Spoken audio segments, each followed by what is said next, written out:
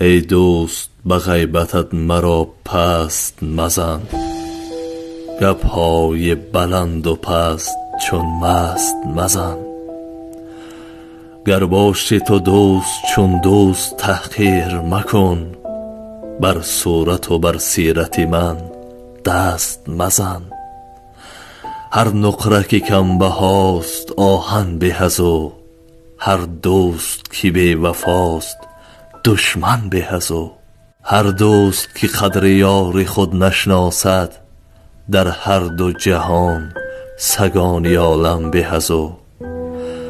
تا توانی هیچگاه غیبت مکن، غیر شیطان بر کسی لعنت مکن. هر کی غیبت میکند او بنده نیست، نزد الله لایق ارزنده نیست.